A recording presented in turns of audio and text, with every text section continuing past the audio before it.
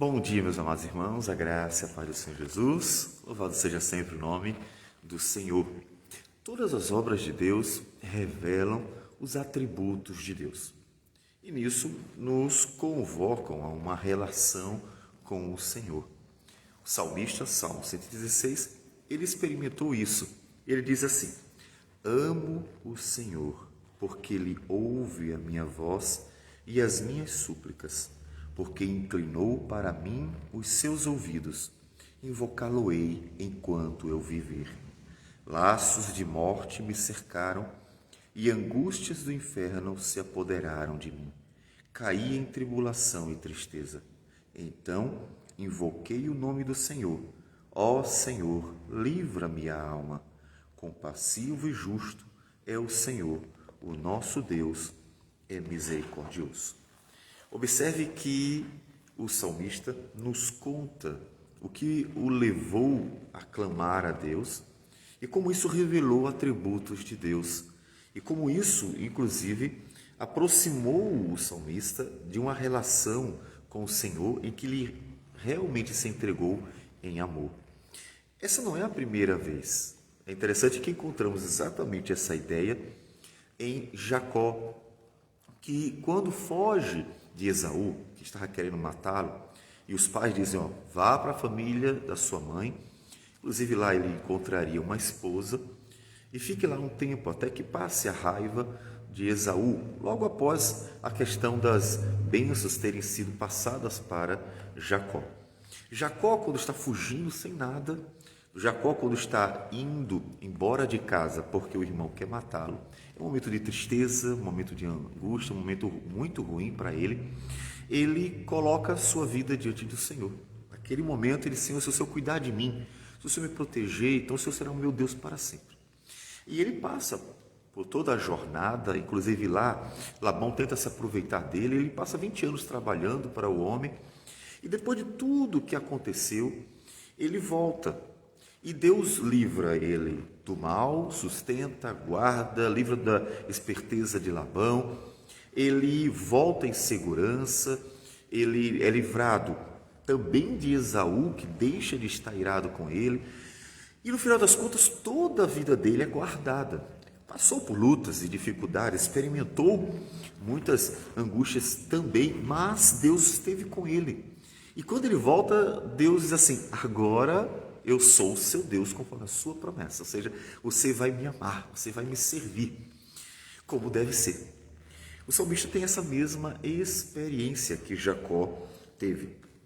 Quando ele clama ao Senhor, Deus socorre por misericórdia. Deus não tem obrigação. Veja que há uma consciência do salmista de que Deus não tem obrigação nenhuma para conosco. Deus não tem que estar servindo a gente, ou Deus não tem que estar fazendo coisas para a gente, como se nós merecêssemos algo. Deus faz porque quer fazer, mas Ele não tem essa obrigação. E o salmista sabe disso. Ele sabe que Deus faz porque, ele diz, versículo 5, compassivo e justo é o Senhor, o nosso Deus é misericordioso. Compassivo diante desses problemas, necessidades e defeitos dos pecadores, justo porque ele julga retamente. Quando uma pessoa clama: Senhor, olha o que estão fazendo comigo, Senhor, olha a injustiça, olha os maus tratos, então ele julga retamente. E misericordioso, porque ele trata o pecador com misericórdia, ou seja, ele não merece, mas mesmo assim concede graciosamente bênçãos sobre a sua vida, inclusive o sustento. Então observe que os atributos de Deus foram revelados. Que Deus maravilhoso, que Deus que me trata de uma forma que eu não mereço, que Deus justo, que julga retamente todos os casos, que Deus maravilhoso. E então o salmista, tendo clamado e Deus manifestado sua graça e misericórdia, ele se achega a Deus.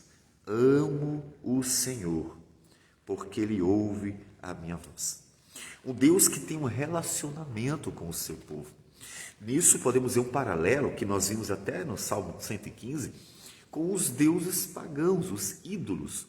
Ou seja, os ídolos, eles não podem fazer nada. Os ídolos não se relacionam. E eles são obras, são criações dos próprios homens, né? Feitos pelos próprios homens. Mas Deus é um Deus vivo que opera graciosamente na vida daqueles que se achegam a Ele. na vida daqueles que o buscam. E o que naturalmente se espera é o que ele disse: amo o Senhor. Deus graciosamente manifestou para o salmista a sua bondade. Quando ele clamou, mesmo sem merecer, ele viu um Deus que ouve, um Deus que está atento àqueles que humildemente se achegam a ele e trata com misericórdia e graça. Então, ele passa a amá-lo. Exatamente aquilo que você deve fazer. Esse tanto é que é o grande mandamento da lei. Jesus citou tanto esse, o primeiro, quanto o segundo mandamento, e disse que toda a Escritura, toda a lei, todas as promessas de Deus acerca da nossa vida, toda a palavra dele, tudo sobre nossa vida, deve passar por estes mandamentos, depende desses mandamentos. Deuteronômio 6, 4 e 5. Ouve, Israel, o Senhor nosso Deus é o único Senhor. Amarás, pois, o Senhor teu Deus de todo o teu coração, de toda a tua alma e de toda a tua força. Amar a Deus, que deve ser uma implicação natural daqueles que experimentam o amor de Deus. Porque este amor é a consciência de que realmente não existe outro Deus que responda, que trate com graça e misericórdia, que manifeste poder, que em suas obras sejam revelados os seus atributos, a sua justiça, a sua santidade, sua bondade, misericórdia, graça e assim por diante. Então, amar a Deus é reconhecer que Ele é único, porque amar a Deus de todo o coração é amar com exclusividade, é um Deus único, portanto, o amor único, o amor total, completo, é o amor pleno, o amor maior.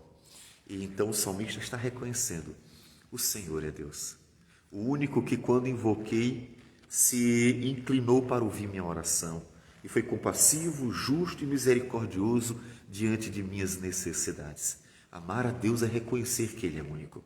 Quando você coloca o seu amor sobre o dinheiro, sobre um objeto, quer casa, quer veículo, outro objeto qualquer, ou até mesmo sobre uma pessoa, um namorado, uma namorada, um esposo, uma esposa, um filho, uma filha, o pai, mãe, seja quem for, os ídolos famosos, por exemplo, quando você coloca o coração sobre eles, você está dividindo um amor que deveria ser dado somente a Deus. Não o amor ao próximo, é claro, porque você deve amar ao próximo, como disse a palavra do Senhor, que inclusive é um amor que tem uma relação também com esse amor a Deus, porque você ama o próximo por amor a Deus também. Mas o amor a Deus é aquele amor único, intenso, é saber que Ele realmente é único, então eu devo a minha vida inteira para Ele. Mas observe que esse amor que deve ser dado a Deus é uma expressão de gratidão. Ele deixa isso nas entrelinhas. Ele diz que ama o Senhor porque Ele ouve a minha voz e as minhas súplicas. É um amor que é uma expressão tanto do reconhecimento que o Senhor é Deus e o único Deus, mas também de que o Senhor é bom para com Ele e Ele está grato a Deus por isso. É um reconhecimento de tudo que Deus tem feito. Você tem reconhecido o que Deus tem feito na sua vida? O pão de cada dia, o poder de ter acordado hoje, depois de ter guardado você durante a noite, as coisas que lhe cercam, muitas coisas boas, que vão muito além das nossas necessidades. Temos coisas que são caprichos que o ser humano tem para o seu conforto. E assim, tantas coisas boas que Deus nos dá, que podemos desfrutar todos os dias, não apenas uma vez perdida, mas há coisas boas, como o comer, por exemplo, que nós desfrutamos todos os dias, nos saciando não só pela necessidade, mas pelo prazer de comer, beber, ou seja, Deus abençoa. E a gratidão a Deus também se expressa, e se expressa sobremaneira, no amor que dedicamos a Ele. Amar a Deus é ter grato a Deus também. Portanto, ame a Deus por quem Ele é. Ele é Deus. Ame a Deus por ser Deus, único, e não tem outro, você não vai encontrar outro para amá-lo. Então, ame a Deus por quem Ele é. Mas ame a Deus também pelo que Ele faz, inclusive na sua vida. Por todas as obras dEle, graciosas e estendidas a você. É uma expressão de gratidão. E é claro, a maior obra do Senhor não poderia ser outra senão a cruz do Calvário. Aquele que morreu na cruz morreu graciosamente, manifestando o amor de Deus, como Paulo diz em Romanos capítulo 5, versículo 8. De tal modo que nessa bondade e graça do Senhor, você vê o agir de Deus em seu favor, livrando você do maior problema da vida, que é o pecado e, consequentemente, a ira divina, o inferno. Então, temos muitas razões para amar a Deus, amar com gratidão.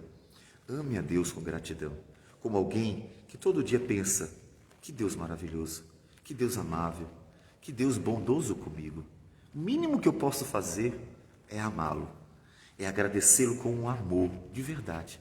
Um amor em oração, um amor na meditação da palavra, um amor no procurar fazer a vontade dele na prática, um amor no culto dedicado com alegria, com um coração cheio de prazer, alegria no Senhor, amá-lo todos os dias, todo o tempo, um amor verdadeiro.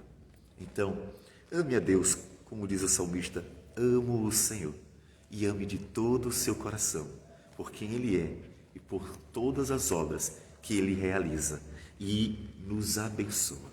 Vamos orar. Senhor Deus amado, bendito seja o Teu nome. Te damos toda a honra, glória e louvor ao Senhor. Por tudo, o Senhor é bom e as Tuas misericórdias duram para sempre. Agradecemos porque o Senhor ouve as nossas orações. Livra-nos do mal, sustenta-nos, guarda-nos. Orações que o Teu povo faz todos os dias e o Senhor tem ouvido. Portanto, nós Te louvamos e agradecemos e queremos expressar isso com todo o nosso amor.